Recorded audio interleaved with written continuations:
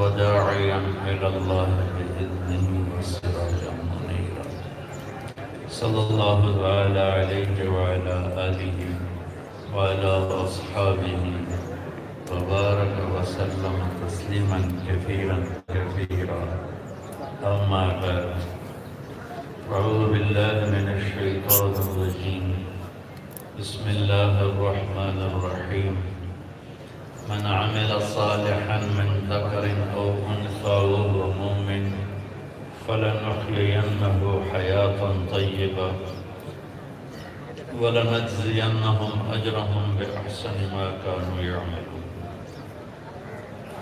وقال النبي صلى الله تعالى عليه وسلم يا أبا سفيان جئتكم بكرامة الدنيا والآخرة أو كما قال صلى الله تعالى عليه وسلم.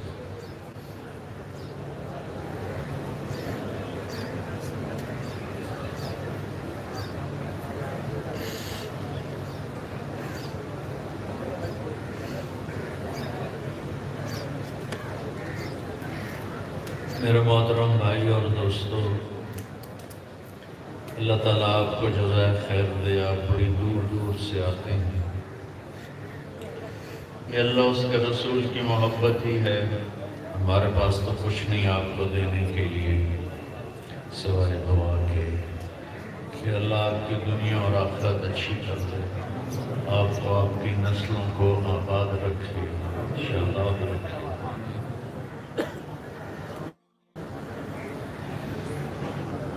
میری ایک ہفتے سے طبیعت خراب ہے تو سر میں درد ہے، مجھے بولنا مشکل ہو رہا ہے، تو جتنی بات ہو جائے قبول فرما دیں. اللہ آپ کے طفیل مجھے ٹھیک کر دے، اس کی بھی دعا فرما دیں. اسی اللہ کے بندے کی دعا لگ جاتی ہے، اور جو کام دواؤں سے نہیں ہوتا وہ دعاؤں سے ہو جاتا ہے. ممکن ہے آپ میں سے کسی کی دعا اللہ تعالیٰ سن لے اور یہ میرے سر کا درد لمبا ہی ہو گیا ہے، اللہ اسے ٹھیک کر دے. آپ سب کو روزوں کی مبارک ہو اور عید کی بھی مبارک ہو. اللہ تعالیٰ اپنے فضل و کرم سے آج کے دن بہت خوش ہوتا ہے، اور جو لوگ عید پڑھنے کے لیے آ رہے ہوتے ہیں ان کو محبت بھری نظروں سے دیکھتا ہے. اور اس کے فرشتے جہاں عید پڑھی جاتی ہے وہاں جتنے آپ ہو اس سے کروڑوں گنا زیادہ یہاں فرشتے موجود ہیں. اور جہاں جہاں سے آپ چل کے آ رہے ہو سارے راستوں میں فرشتے کھڑے ہوئے آپ کو سلام پیش کرنے ہیں. ہم نہیں سن رہے، ہم نہیں دیکھ رہے، لیکن دیکھنے والے نے بتایا ہے وہ ہے محمد مصطفیٰ صلی اللہ علیہ وسلم، جن کو اللہ تعالیٰ نے ایسی نظر عطا فرمائی. آپ نماز پڑھا رہے تھے اور مصلی پر چلتے چلتے چلتے دیوار کے پاس پہنچے، پھر وہاں کچھ دیر کھڑے رہے، پھر ہٹتے ہٹتے ہٹتے ہٹتے مصلی کے آخر پر آ گئے. جب سلام پھیرا تو صحابہ نے پوچھا یا رسول اللہ یہ آپ نے کیا کیا؟ پہلے تو کبھی دیکھا نہیں کہ آپ پہلے آگے چلے گئے پھر پیچھے آ گئے. تو آپ نے فرمایا کہ اللہ تعالیٰ نے نماز میں مجھے جنت دکھا. جنت ساتویں آسمان پر، ساتویں آسمان. تو میں اس کو دیکھ کے آگے چلا گیا.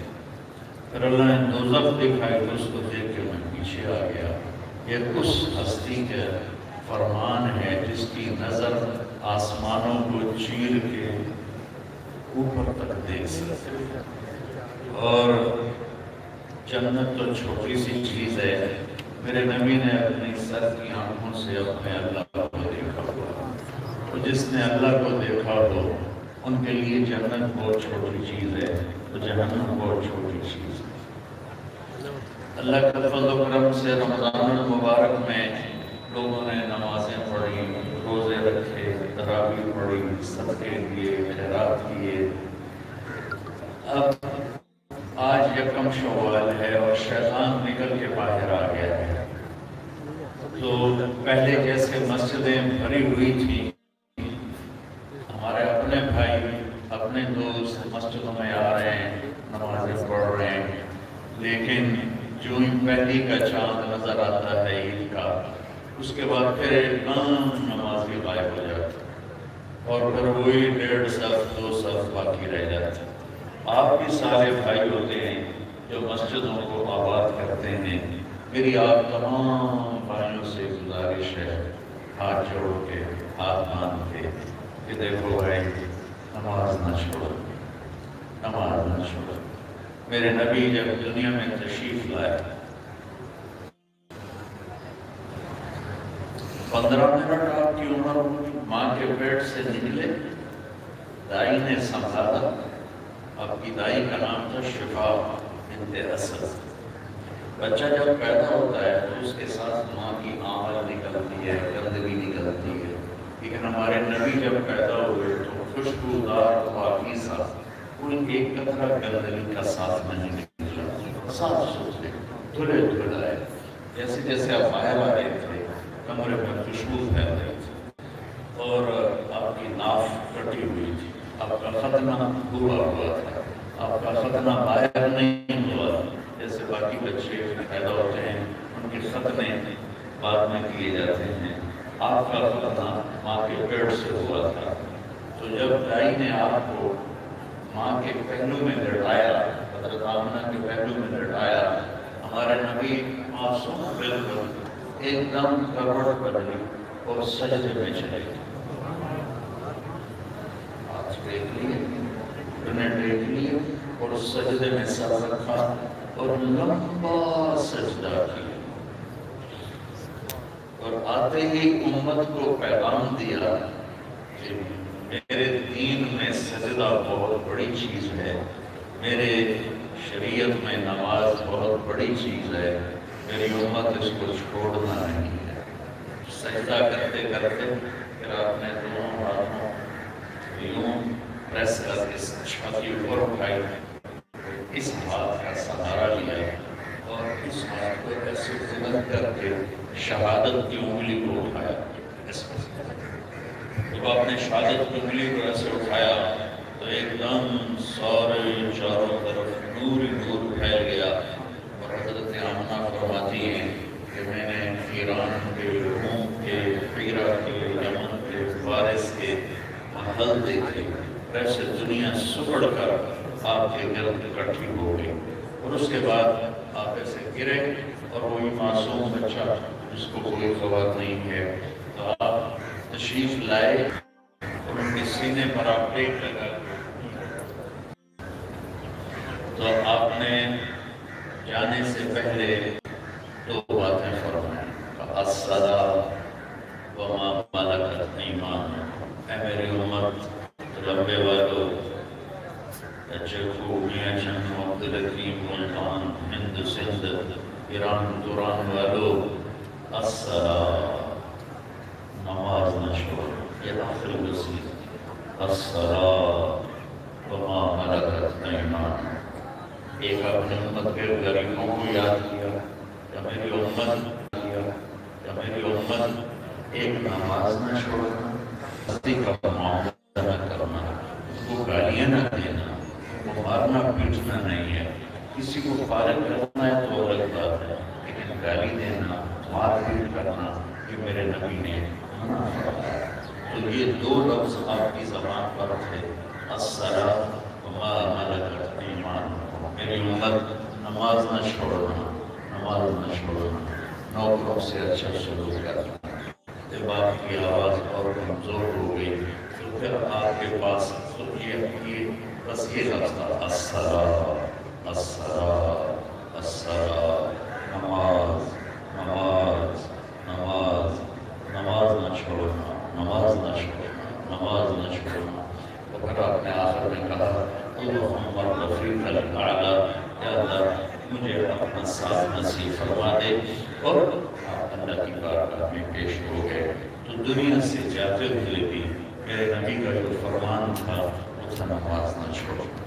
تو آپ بہت بڑا مجمع ہو اور اللہ کے فضل و کرم سے پورے ضلع نہیں بلکہ پورے پاکستان سے آئے ہوئے ہو، میری آپ سب سے یہ جھولی پھیلا کر ہاتھ جوڑ کے درخواست ہے کہ نماز نہ چھوڑو۔ وعدہ کرتے ہو نماز پڑھو گے نا سارے؟ کبھی قضا ہو جائے، رہ جائے سفر کی وجہ سے، سستی کی وجہ سے، تو رات کو سونے سے پہلے اس کو پڑھ کے سو جاؤ تاکہ 5 نمازوں کا حساب برابر رہے۔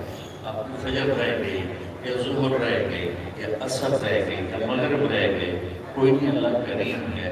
آپ رات کو سونے سے پہلے صرف فرض پڑھ کے اس کی قضا دے کے اسے پورا کر لو تو انشاءاللہ کھاتا صاف ہو جائے گا، اللہ راضی ہو جائے گا۔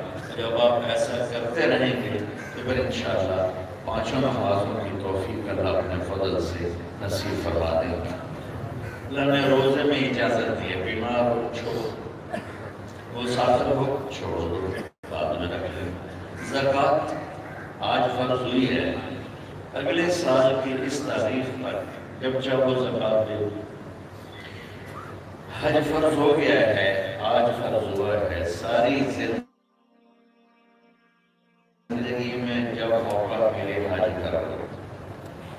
نماز میں ایسا نہیں ہے، نماز میں اللہ کہتا ہے ان الصلاۃ کانت علی المؤمنین کتابا موقوتا، نماز فرض ہے اور اپنے وقت پر ہے، نہ آگے کر سکتے ہو نہ پیچھے کر سکتے ہو، اسے اپنے وقت پہ پڑھنا ہوگا۔ صرف نماز پر اللہ تعالیٰ نے اتنی پابندی کروائی ہے کہ اس کو اپنے وقت پہ ادا کرو۔ روزہ مسافر ہے، مریض ہے، آگے پیچھے کر دے۔ زکوٰۃ فرض آج ہوئی ہے، سال میں جب مرضی دے دے۔ حج آج فرض ہوا ہے، زندگی میں جب مرضی کر لے۔ نماز اذان بھاگو مسجد کی طرف۔ 1440 سال ہو گئے ہجری میں۔ اس میں اگر نماز چھوڑنے کی گنجائش کسی کو نظر آتی ہے تو میرے نبی کے نواسے حسین علیہ السلام کو نظر آتی ہے کہ وہ ایک ظلم کی طاقت سے ٹکرا رہے تھے اور صرف 72 آدمیوں کے ساتھ 3000 کے مقابلے پر کھڑے تھے، اور یہ جنت کے سردار ہیں۔ میرے نبی نے فرمایا حسن اور حسین جنت کے نوجوانوں کے سردار ہیں۔ صرف جنت کی بشارت نہیں دی، سرداری کی بشارت دی کہ حسن اور حسین سیدہ شباب اہل الجنہ، یہ جنت کے سردار ہیں۔ ان کے لیے تو جنت کھل چکی تھی۔ ہم نے روزے رکھے ہیں کہ اللہ جنت دے دے، ہم عید پڑھ رہے ہیں کہ اللہ جنت دے دے، لیکن ہمیں پتہ تو کوئی نہیں ہے قبول ہے یا نہیں ہے۔ تو یہاں تو ابھی ماں کا دودھ پی رہے تھے کہ اعلان ہو گیا کہ حسن اور حسین جنت کے نوجوانوں کے سردار ہیں۔ اور اس وقت مصیبت اس قدر تھی کہ سر کٹ رہے تھے، دھڑ کٹ رہے تھے، ہاتھ پاؤں کٹ رہے تھے، اور سورج ڈھلا اور نماز ظہر کا وقت داخل ہوا، جمعہ کا دن تھا، ظہر کا وقت داخل ہوا۔ اس خوفناک صورت میں آپ نے اپنے رائٹ سائڈ کے ایک ساتھی ہیں جن کے ہاتھ میں جھنڈا تھا، زہیر، ان کو بلایا، تشریف لائے تو فرمایا شمر سے کہو تھوڑی دیر کے لیے جنگ روک لے، مجھے نماز پڑھنے دیں۔ ساڑھے دکاندار سودا کے ڈیل کوئی نہیں اور گاہ ڈیل رہے ہیں تو بڑی کوئی نہیں، یہاں چاند کی بازی لگی ہوئی ہے، اور کہہ رہے ہیں کہ اس کہو تھوڑی دیر کے لیے جنگ روک دے، میں نماز پڑھا۔ تو زہیر نے تھوڑا آگے بڑھایا اور شمر سے کہا کہ بھائی جنگ روکو، نماز پڑھنے دو۔ تو اس نے کہا ہم جنگ نہیں روکیں گے، ہماری تلوار چلے گی، تم نے پڑھنی ہے تو پڑھو، نہیں پڑھنی تو نہ پڑھو۔ تو انہوں نے واپس آ کر کہا کہ وہ تو جنگ روکنے کے لیے تیار نہیں ہے۔ تو آپ نے فرمایا ٹھیک ہے وہ جنگ نہیں روکتے، ہم نماز نہیں چھوڑتے، نماز تو پڑھی جائے گی۔ اور آپ نے آدھے لشکر کو جنگ کے لیے کھڑا کیا اور آدھے کو لے کر نماز پڑھی۔ پھر وہ نماز پڑھنے والوں نے جنگ کی اور جنگ کرنے والوں نے نماز پڑھی، اور پھر عصر سے پہلے سب کے سر کٹ کے نیزوں پہ چڑھ چکے تھے۔ تو بھائیو، جب میرے نبی کے نواسے جو جنت کے سردار بلکہ جنگ سے پہلے اب اپنے خیمے کے دروازے پر بیٹھے نیند آئی، آنکھ کھلے تو ہنسنے لگے۔ تو بہن زینب نے پوچھا یہ ہنسنے کا کون سا موقع ہے؟ تو ارشاد فرمایا اللہ کے نبی خواب میں آئے تھے اور فرما رہے تھے بیٹا میں لینے کے لیے آ چکا ہوں۔ جس کو لینے کے لیے نبی آیا کھڑا ہو تو نماز چھڑ دیتے ہوئے تکڑی جاتا ہے، لیکن یہ امت کو پیغام دینا تھا کہ نماز وہ چیز ہے جو تلوار کی دھار کے نیچے بھی نہیں چھوڑ سکتے، جس کو ہمارے شفاعت نے کہا نقش توحید کا ہر دل پہ اٹھایا ہم نے، زیر خنجر بھی یہ پیغام سنایا۔ اور ایک میری گزارش ہے سارے مجمع سے کہ بھائی نماز نہ چھوڑنا، نماز نہ چھوڑنا، نماز نہ چھوڑنا۔ ٹھیک ہے نیت کرتے باقی نیت کرتے۔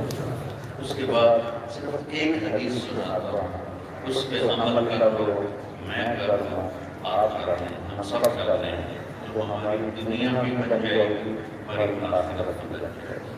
میرے نبی نے فرمایا اربع اذا کانت فیک، چار باتیں تو کر لیں، چار۔ آپ نے فرمایا میری امت چار باتیں مجھ سے لے لو۔ کتنی بھائی؟ کتنی؟ کتنی؟ چالی میں 400 میں 4000 میں 4۔ ہماری امت چار باتیں مجھ سے لے لو، چار۔ اور دنیا بھی تمہاری ہے، آخرت۔ وہ چار باتیں کیا ہیں؟ حفظ و امانت ہے، اور نہ سنیں، خاص طور پہ تاجر کسی کو دھوکہ نہ دے، زندگی بھر کسی کو دھوکہ نہ دے، ہیرا پھیری نہ کرے، فراڈ نہ کرے، تجارت کے نام پر فراڈ نہ کرے، ہیرا پھیری نہ کرنا، حفظ و امانت ہے، کسی کو دھوکہ نہ دینا، کسی امانت دار بننا، دیانت دار بننا۔ امانت اور دیانت ایسی دولت ہے کہ لا دین لمن لا امانت له، جو امانت دار نہیں ہے وہ مسلمان ہی نہیں ہے۔ میرے نبی نے فرمایا، آپ نے پہلی بات فرمائی حفظ و امانت ہے کہ کسی کو دھوکہ نہ دینا۔ کیا کہا ہے میں نے بھائی؟ بولو نیت کرتے ہو سر؟ دوسری بات صدق و حدیث ہے، ساری زندگی سچ بولنا، کبھی جھوٹ نہ بولنا۔ کیا کہا ہے؟ جی کیا کہا ہے؟ سچ بولنا، جھوٹ نہ بولنا۔ میرے نبی نے فرمایا میرا امتی ہر گناہ کر سکتا ہے، دو نہیں کر سکتا۔ میرا امتی ہر گناہ کر سکتا ہے، دو نہیں کر سکتا۔ ایک جھوٹ کبھی نہیں بولے گا، ایک دھوکہ کبھی نہیں بولے گا۔ ایک جھوٹ کبھی نہیں بولے گا، ایک دھوکہ کبھی نہیں بولے گا۔ ایک جھوٹ کبھی نہیں بولے گا، ایک دھوکہ کبھی نہیں بولے گا۔ ایک حدیث اور اس کے ساتھ جوڑ دوں، آپ وضو کر رہے تھے اور صحابہ وضو کا پانی نیچے سے ہاتھوں میں لے رہے تھے، کوئی پی رہے، کوئی سینے پہ مار رہے، کوئی ہاتھوں پہ، کوئی منہ پہ،